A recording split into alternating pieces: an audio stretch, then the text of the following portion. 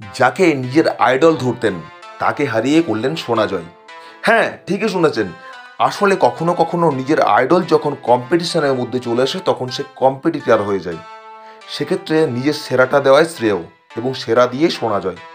এটা একটা স্বপ্নের মতো উত্থান। গল্পটা উড়িষ্যার বলঙ্গীর জেলার বাসিন্দা পায়েল নাগের কথা বলছি। পায়েলের বাবা চাষের কাজ করেন। বাবা মা ভাই বোনের সাথে দরিদ্র পরিবারে বেড়ে ওঠা। সালটা 2015।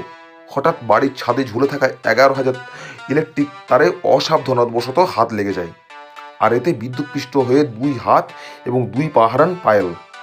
এরপরেই পাড়া প্রতিবেশীরা ট্রোল করতে থাকেন, কি হবে একে বাঁচিয়ে রেখে। এরকম চাপে জেলা কালেক্টরের সহায়তায় পায়েলের নতুন ঠিকানা হয় পার্বতীগিরি বাল নিকেতন। পায়েল ছোট থেকেই ছবি আঁকতে খুব ভালোবাসতেন, তাই হাত পা না থাকলেও মুখ দিয়ে তিনি ছবি আঁকতেন। আর একদিন এরকম ছবি আঁকার ভিডিও সোশ্যাল মিডিয়ায় ভাইরাল হয়। ভিডিওটি চোখে পড়ে কুলদীপ বেদওয়ানের। কুলদীপ প্রতিভা চিনতে ভুল করেননি। এরপর পায়েলকে নিয়ে আসা হয় জম্মুতে।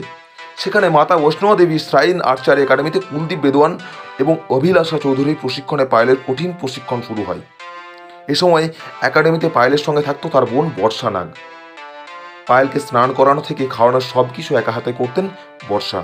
সম্প্রতি জয়পুরে আয়োজিত ষষ্ঠ জাতীয় প্যারা আর্চারি চ্যাম্পিয়নশিপে অর্জুনের মতো লক্ষ্যভেদ করে হুইল চেয়ারে বসে তীর ছুঁড়ে সোনা জিতে সকলকে চমকে দেন পায়েল। হাত পা না থাকলেও অসামান্য দক্ষতার সঙ্গে তীরন্দাজিতে নজির গড়লেন পায়েল। আর যাকে হারিয়ে শোনা যায় তিনি হলেন পায়েলের আইডল শীতল দেবী। 2 হাতবিহীন শীতল দেবী হলেন 2024 প্যারিসে আয়োজিত প্যারাঅলিম্পিকে পদকজয়ী।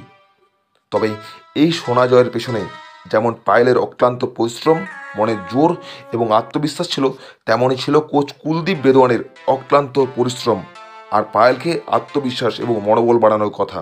কারণ কুলদীপ ভালো করেই জানতো একটা মানুষ ছবি আঁকা আর তীর ছোড়া সম্পূর্ণ আলাদা একটা জগৎ। তাই কুলদীপ সম্পূর্ণভাবে মনোবল জুগিয়েছে পায়েলকে, আর পায়েল কোচের প্রতিদানের দাম দিয়েছে। কিন্তু এখান থেকে একটা বার্তা পাওয়া গেছে, কখনো কখনো হাত পা না থাকলেও পারবো না বা পিছিয়ে থাকা নয়, এগিয়ে যাওয়ার এবং কিছু করার অনুপ্রেরণা পায়েল। যে মেয়েটাকে একটা সময় সমাজ থেকে বের করে দেওয়া হয়েছিল সেই মেয়েটা আজ সোনার মেয়ে হয়ে উঠল। ভগবানের এক সৃষ্টি। তাই পায়েলের এই সাফল্যে যেমন খুশি তার পরিবার, কোচ ও তার শুভাকাঙ্ক্ষীরা, তেমনই পায়েলের এই সাফল্য প্রত্যেককে অনুপ্রাণিত করবে।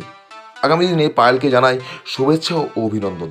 এরকম আরও ভিডিও দেখতে হলে আমাদের ফেসবুক পেজটি ফলো করুন এবং ইউটিউব চ্যানেলটি সাবস্ক্রাইব করুন।